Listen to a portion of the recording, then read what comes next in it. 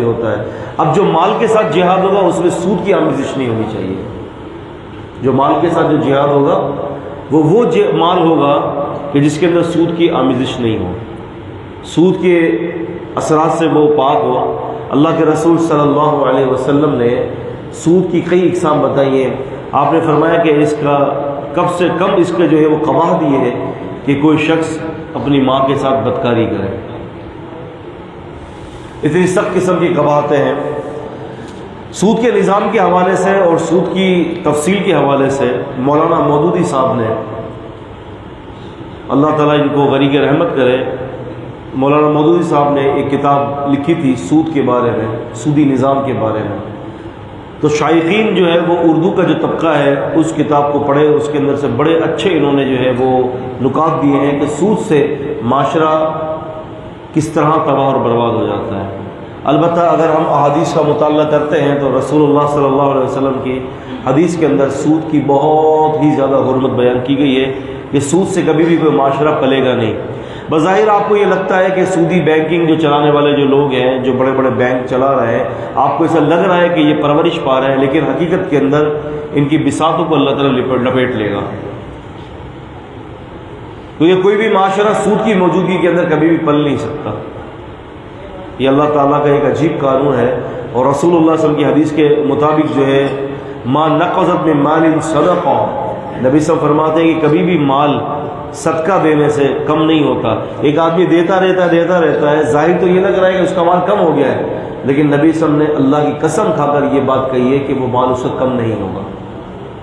حالانکہ عقل تو قبول نہیں کرتی نا۔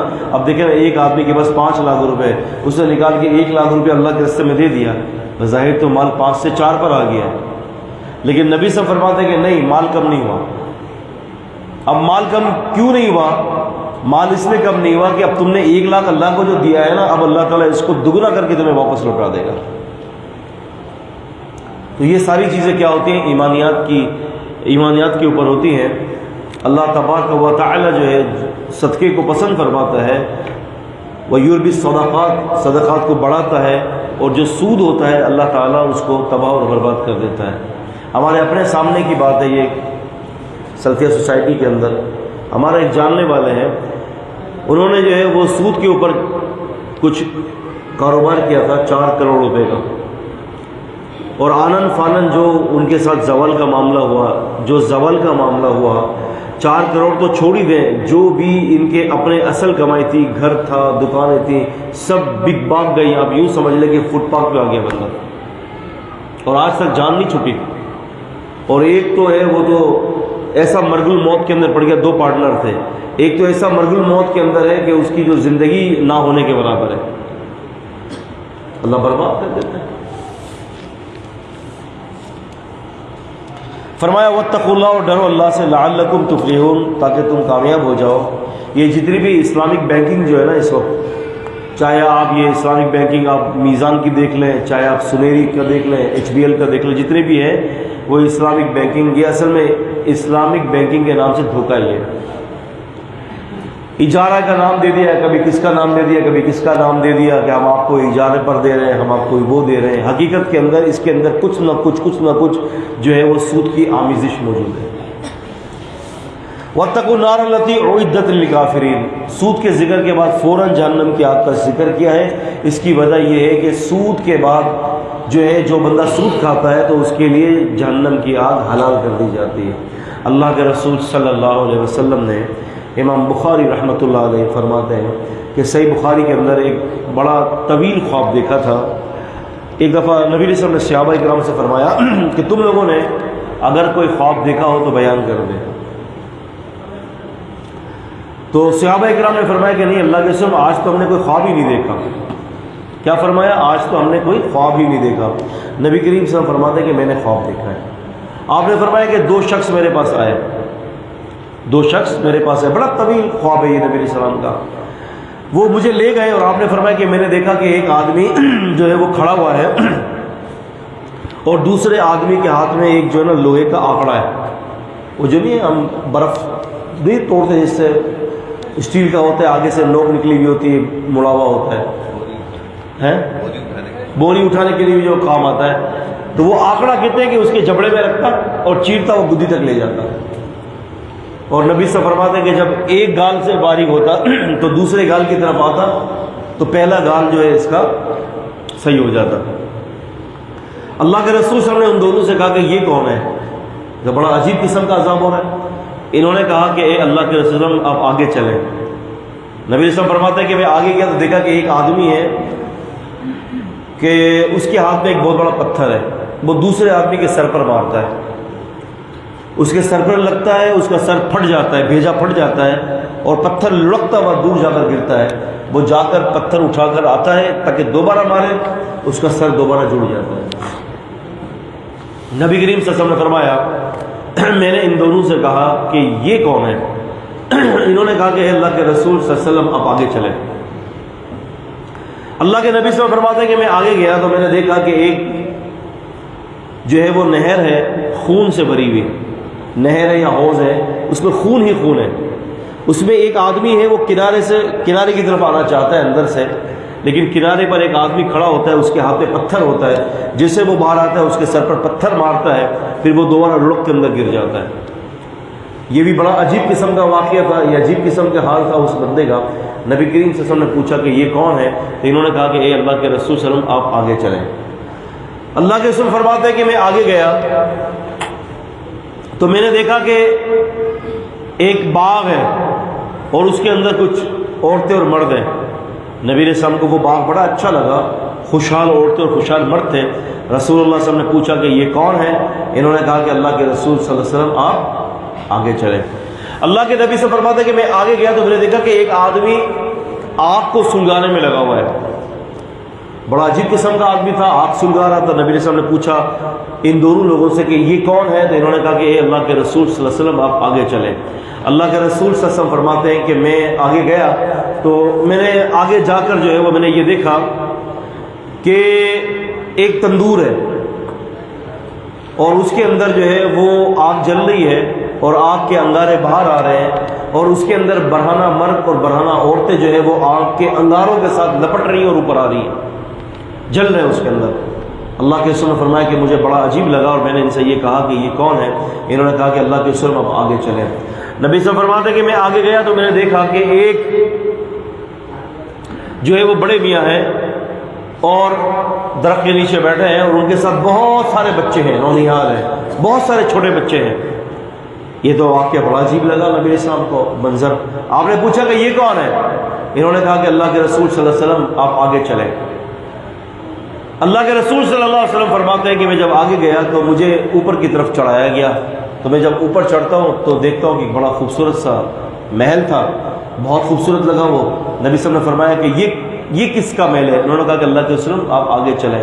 یہ کس کا گھر ہے؟ انہوں نے کہا آپ آگے چلیں. نبی صلی اللہ علیہ وسلم فرماتے پھر مجھے چڑھائی کی طرف لے جایا گیا. میں چڑھتا گیا یہاں تک کہ میں نے ایک ایسا محل دیکھا جو بادلوں کی طرح سفید محل تھا, خوبصورت ترین جگہ تھی. میں نے پوچھا یہ تو بہت پیارا گھر ہے, یہ کس کا گھر ہے؟ انہوں نے کہا اللہ کے رسول آپ آگے چلیں. اب اللہ کے نبی صلی اللہ علیہ وسلم نے فرمایا کہ میں اب آگے نہیں جاؤں گا. میں جب تم سے پوچھ رہا ہوں کہ یہ کیا ہے تو تم کہہ رہے ہو آگے چلیں, جب پوچھ رہا ہوں یہ کیا ہے تم کہہ رہے ہو آگے چلیں, جب پوچھ رہا ہوں یہ کیا ہے تو تم کہہ رہے ہو آگے چلیں. مجھے بتاؤ کہ یہ کون لوگ تھے اور تم لوگ کون ہو دونوں؟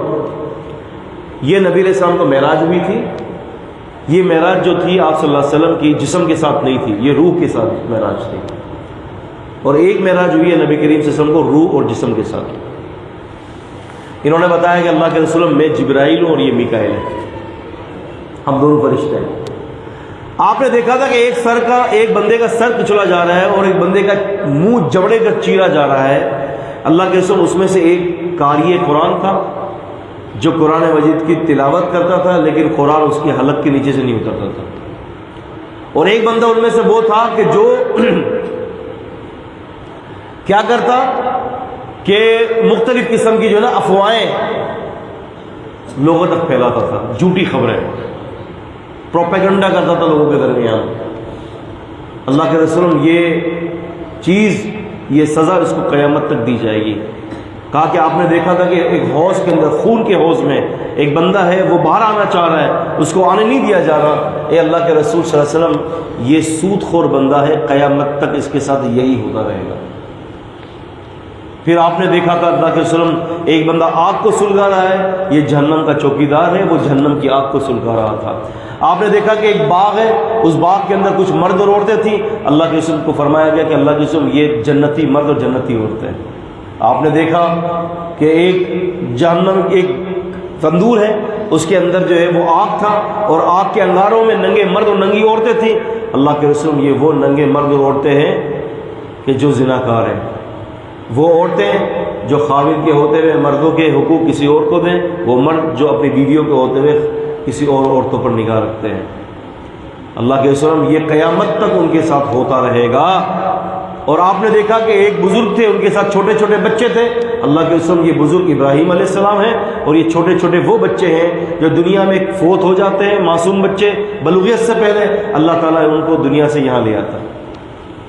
اور آپ نے دیکھا اوپر چڑھ کے ایک خوبصورت گھر تھا، اللہ کے رسول یہ شہداء کا گھر ہے، اور اس سے اوپر آپ نے ایک بڑا خوبصورت محل دیکھا، اے اللہ کے رسول یہ آپ کا گھر ہے۔ تو پھر آپ نے فرمایا کہ پھر مجھے چھوڑو، مجھے جانے دو پھر اپنے گھر میں۔ کہا کہ نہیں، اللہ کے رسول آپ کی زندگی کا بقیہ حصہ باقی ہے۔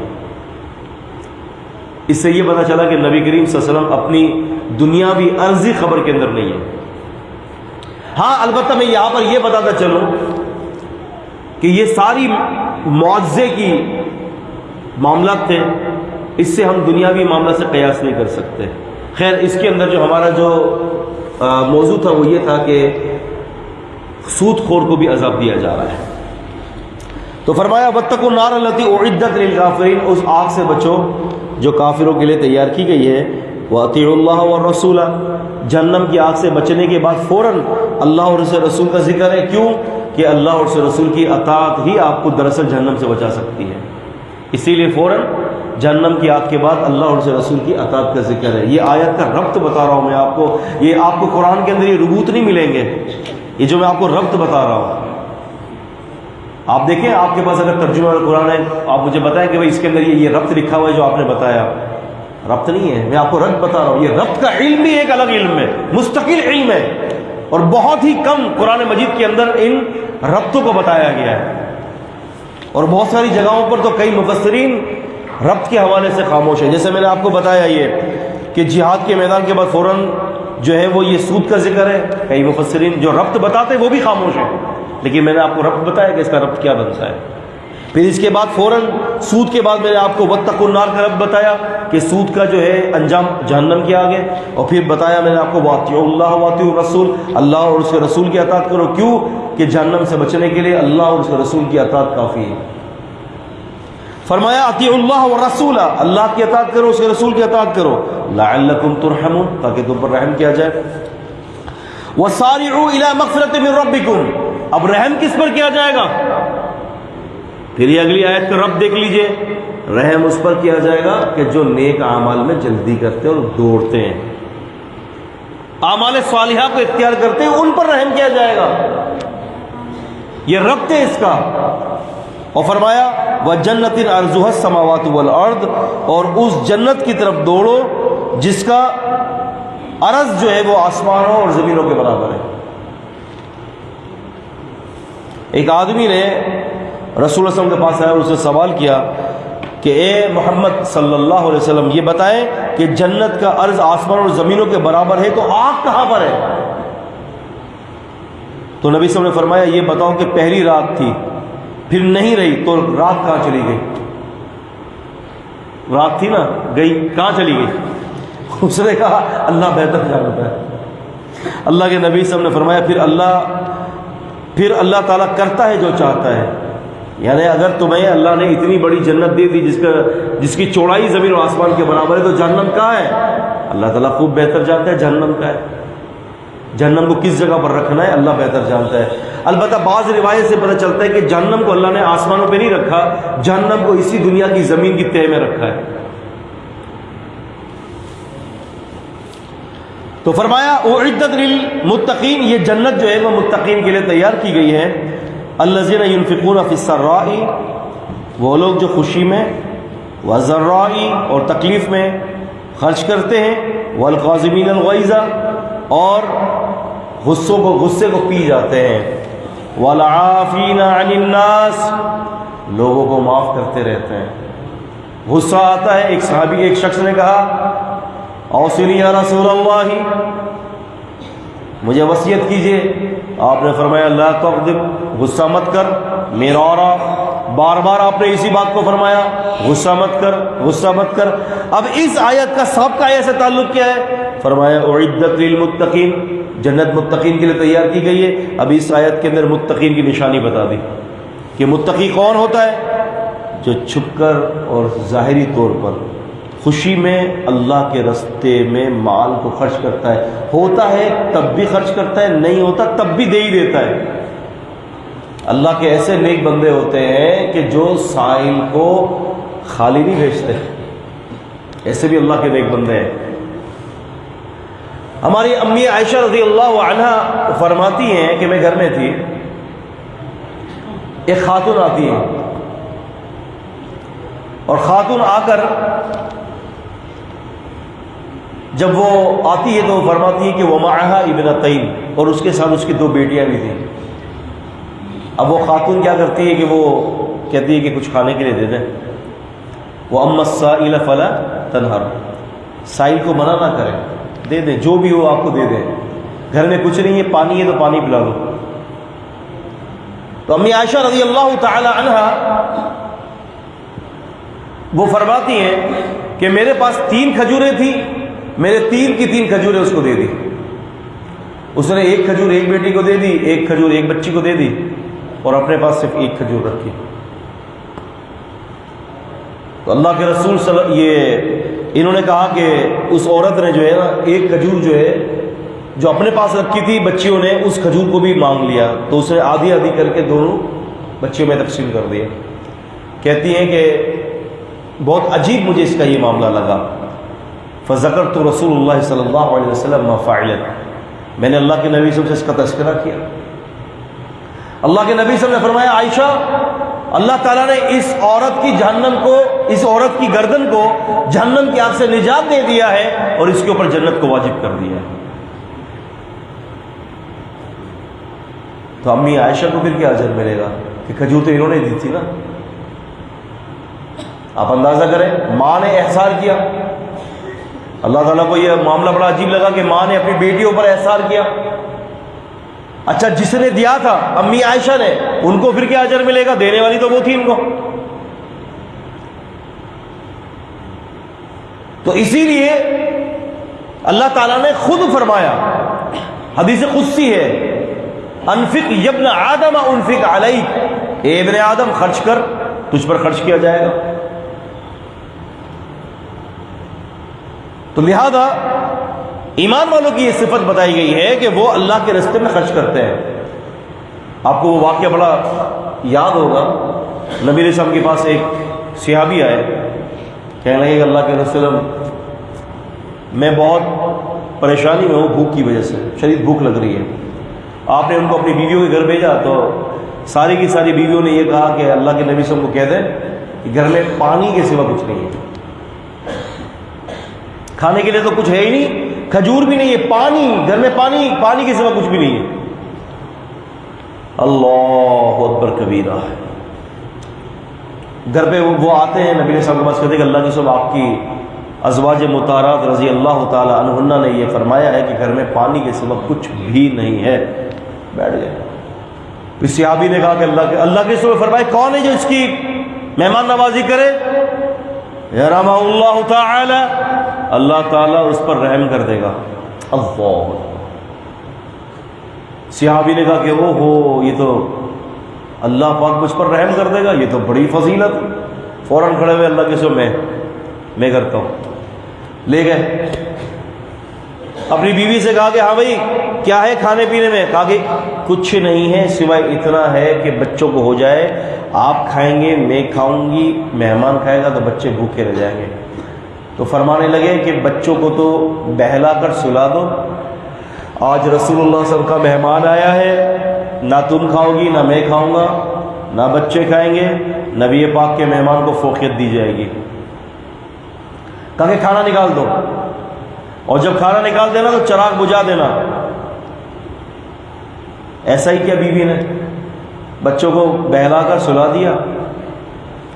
کھانا لگا دیا، جب کھانا کھانے بیٹھے چراغ جلا دیا۔ صحابی کہتے ہیں میں تو ایسے ہی کرتا رہی ہوں۔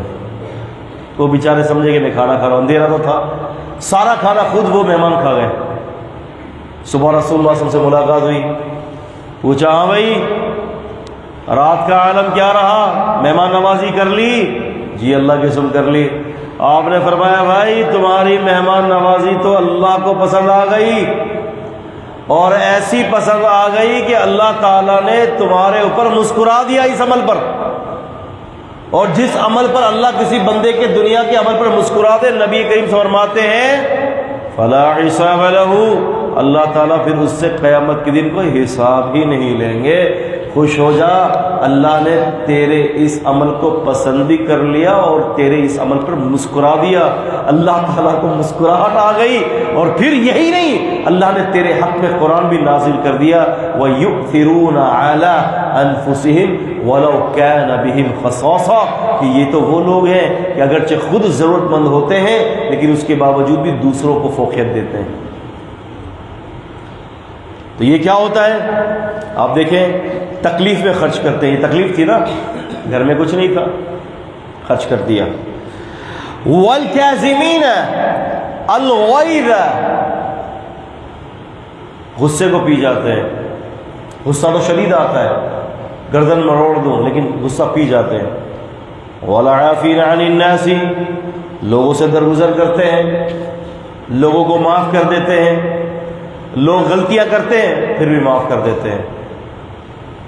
ان رسول اللہ صلی اللہ علیہ وسلم نے فرمایا نا، آپ نے فرمایا کہ پہلوان وہ نہیں ہے جو پچھاڑ دے، انما شدید الذی یملک نفسہ عند الغضب، کہ شدید تو وہ ہے، پہلوان تو وہ ہے جو غصہ آ جائے اور معاف کر دے، چھوڑ دے، جا یار غصہ تو آ رہا ہے، بہت کچھ کر سکتا ہوں، بلکہ نبی علیہ السلام نے اس کو ضمانت دی جنت کے بالکل درمیان میں محل کی، کہ جو حق پر ہو، حق پر ہونے کے باوجود بھی جھگڑا نہ کرے، غصہ نہ کرے، درگزر کر دے۔ اللہ کے نبی فرماتے کہ میں جنت کے اندر اس کو محل کی جو ہے نا ضمانت دیتا ہوں۔ آپ اندازہ کر لیں، اگر سارے خاوند اپنی بیوی کے لیے یہ سوچ رہے کہ یار یہ غلطی تو کر رہی ہے اور میں حق پر ہوں، میں بہت کچھ کر سکتا ہوں، لیکن چل یار، نبی علیہ السلام نے ضمانت دی ہے کہ جنت کے اندر وسط کی جگہ میں محل ملے گا، جو درگزر کرے گا، جا یار درگزر کر دیا، میں نے سودا کر لے اللہ سے، یا اللہ معاف کر رہا ہوں اس کو، بیوی کو مت کہے اور بیوی خاوند کو بھی نہ کہے، معاف کر دیا۔ اللہ تعالیٰ محل چاہیے، اللہ تعالیٰ لکھ لے گا بھائی چلو بھائی ایک محل ہو گیا اس کا، دن میں 10 دفعہ معاف کر دے، دن میں 10 دفعہ آپ غصہ پی جائے، 10 محل ہو جائیں گے۔ پتہ چلا گھر میں گئے جنت کے اندر اپنے محلات ہی محلات ہیں، محلات ہی محلات ہیں، یہ تو نے غصے کو برداشت کیا تھا، آج اللہ نے تجھے اتنا کچھ نواز دیا کہ تجھے محلات ہی محلات عطا کر دیے جنت کے اندر۔ اور پھر یہ بھی ہے کہ جو غصہ کرنے کی طاقت رکھتا ہو، غصے کو کنٹرول کر لے، قیامت کے دن بلائے گا اللہ تعالیٰ، ہاں بھائی جو حور پسند ہے اس کو لے جا۔ ہزاروں دفعہ غصے کو کنٹرول کر دیں گے تو 2 حوریں تو پکی ہیں، پھر اس کی مزید جو ہے وہ آپ نے جتنی دفعہ غصے کو برداشت کیا اتنی حوریں آپ کو مل گئیں۔ دیکھ رہے ہیں جی سودا۔ اب بیویوں کے اوپر مسئلہ یہ آتا ہے، اوپر بیویوں خواتین کے دماغ میں یار ہوگا ان کے لیے تو حوریں ہمارے لیے، تو میں پھر یہ کہتا ہوں کہ بھائی بات یہ ہے کہ آپ تو حوروں کی سردار ہوگی، بتائیے نوکرانی پسند کریں گی سردار بننا؟ آپ اگر اللہ تعالیٰ سے یہ کہتے ہیں کہ نوکرانی بننا پسند کریں گی تو پھر ٹھیک ہے، پھر آپ کے لیے پھر نوکرانی والے فیصلے ہو جائیں گے۔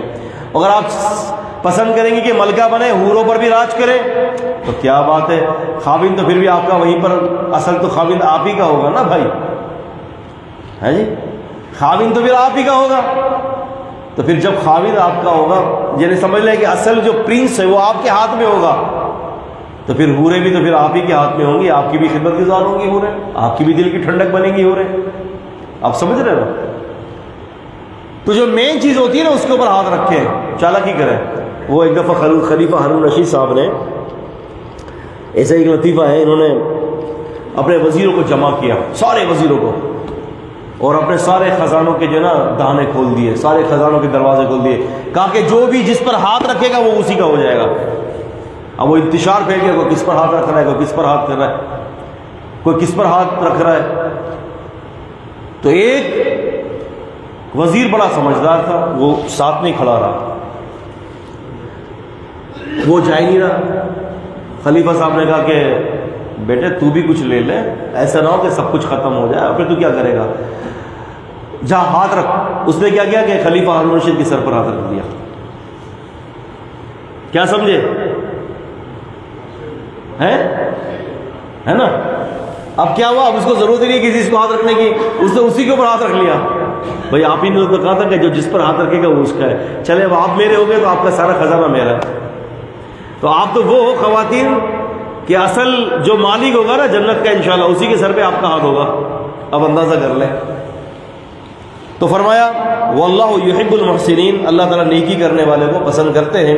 والذین اذا فعلوا فاحشۃ، اور وہ لوگ جب ان سے کوئی فحش ہو جائے، او ظلموا انفسهم، یا ظلم ہو جائے اپنی جانوں پر، ذکر اللہ، اللہ کو یاد کرتے ہیں، فاستغفروا لذنوبہم، اور اپنے گناہوں کی معافی مانگتے ہیں. متقیوں کے بعد دوبارہ یہاں پر پھر ایک گناہ کا ذکر آیا، کیونکہ متقی جو ہوتے ہیں وہ گناہوں سے تو بچ نہیں سکتے. ایسا نہیں ہے کہ وہ کبھی بھی گناہ نہ کریں. اللہ تعالیٰ متقین کو سیفٹی دے رہا ہے کہ دیکھو اگر تم سے گناہ ہو جائے تو پریشان مت ہونا، متقیوں کی صفتوں سے نہیں نکلو گے تم، بلکہ کیا کرو کہ جب بھی تم سے کوئی گناہ ہو جائے فوراً اپنے گناہوں کی معافی مانگ لینا. وَمَن يَغْفِرُ الذُّنُوبَ إِلَّا اللَّهُ، اور کون ہے جو گناہوں کو معاف کرنے والا ہے. رسول اللہ صلی اللہ علیہ وسلم فرماتے ہیں کہ ایک آدمی نے گناہ کیا تو اس نے کہا اے میرے رب میں نے ایک گناہ کیا ہے، آپ مجھے بخش دیجئے. اللہ تعالیٰ فرماتے ہیں کہ میرے بندے نے گناہ کیا اور اس نے جان لیا کہ اس کا رب ہے، اس کا ایک رب ہے جو اسے بخش دے گا اور پکڑ بھی سکتا ہے، سو میں نے اپنے بندے کو معاف کر دیا. پھر اس نے ایک اور گناہ کیا، پھر وہ کہتا ہے اے میرے رب مجھے معاف کر دے، میں نے گناہ کیا ہے، اللہ نے پھر اس کو بخش دیا. پھر گناہ کیا، پھر معافی مانگتا ہے، پھر اللہ تعالیٰ کہتا ہے فرشتوں گواہ رہو میں نے اس بندے کو معاف کر دیا. پھر معاف کر دیا اللہ نے. 1000 دفعہ گناہ کریں گے، 1000 دفعہ معافی مانگیں گے، 1000 دفعہ معاف کر دیے جائیں گے. بار بار گناہ ہو رہا ہے لیکن گناہ کرتے وقت یہ نیت مت کیجیے گا کہ اللہ مجھے معاف تو کر دے گا، اب اگلی دفعہ پھر ایک گناہ کر لوں گا. گناہ کرنے کے وقت جو ہے پھر اس کے بعد توبہ کی یہ شرط ہے کہ پھر آئندہ گناہ کے قریب نہ جائے، اور پھر اگر بالاتفاق گناہ ہو جائے بشری تقاضے کے مطابق تو پھر وضو بنائیں اچھے طریقے سے. فیحسن الوضو، نبی صلی اللہ علیہ وسلم فرماتے ہیں اچھی طریقے سے وضو فرمائے. ثم یصلی صلاۃ، اور پھر نبی صلی اللہ علیہ وسلم فرماتے ہیں کہ نماز پڑھے، اللہ سے بخشش مانگے. پھر نبی صلی اللہ علیہ وسلم فرماتے ہیں الا غفر، مگر یہ کہ اللہ تعالیٰ اس کو معاف کر دیتے ہیں، اور ایسا معاف کرتے ہیں اللہ تعالیٰ کہ بینہ و بین الصلاۃ التی تلیہا، اس 2 رکعت کو اور اس کے بعد جو وہ نماز پڑھے گا اس کے درمیان کے جو گناہ ہیں اللہ تعالیٰ سب کو معاف کر دے گا. تو فرمایا وَلَمْ يُصِرُّوا عَلَى مَا فَعَلُوا وَهُمْ يَعْلَمُونَ، اور انہوں نے جو کچھ کیا اس پہ اصرار نہیں کرتے، بلکہ وَهُمْ يَعْلَمُونَ، بلکہ وہ جانتے ہیں کہ انہوں نے گناہ کا کام کیا ہے، اللہ تبارک و تعالیٰ گناہ کو معاف کر دے گا. اولئک جزاؤہم، یہی وہ لوگ ہیں کہ ان کا بدلہ مغفرت من ربہم، ان کی رب کی طرف سے مغفرت ہے، مغفرت من ربہم وجنات تجری من تحت الانہار خالدین فیہا، باغات ہیں، جنتیں ہیں، جنتوں کی نعمتیں ہیں جو اللہ تعالیٰ ان کو دے گا، اور وہ جنت کے اندر ہمیشہ ہمیشہ رہیں گے. یہ کیا ہے؟ ان لوگوں کا بدلہ ہے جو زندگی کے اندر اللہ کے ڈر سے اپنی زندگی کو بسر کرتے ہیں، گناہ کے قریب بھی نہیں جاتے، اور گناہ ہو جاتا ہے تو پھر کیا کرتے ہیں؟ اللہ سے توبہ اور استغفار کرتے ہیں. وَنِعْمَ أَجْرُ الْعَامِلِينَ، اور کتنا اچھا اجر ہے عمل کرنے والوں کا، جو عمل کرتے ہیں ان کے لیے کتنا اچھا اجر ہے. ہمارے پاس اصل میں اب آیات کچھ کم رہ گئی ہیں، اور ہمارے پاس ہفتہ اور اتوار 2 دن ہے. کل تو تفسیر نہیں ہوگی، کل تو جمعہ ہے، کل تفسیر کی چھٹی ہوگی. انشاءاللہ ہم ہفتے کی ظہر اور عصر اور اتوار کی ظہر اور عصر، پھر آپ کو پتہ ہے کہ اتوار کی پھر مغرب کے بعد تو پھر اعتکاف ختم ہو جائے گا انشاءاللہ. تو ہفتہ اور اتوار 2 دن یہ تفسیر چلے گی. عشری پر اکتفا ہے کیونکہ آیتیں کم رہ گئی ہیں. انشاءاللہ ہم 2 دن میں ان آیتوں کو مکمل کریں گے. اقول قولی ھذا استغفر اللہ لی ولکم ولسائر المسلمین.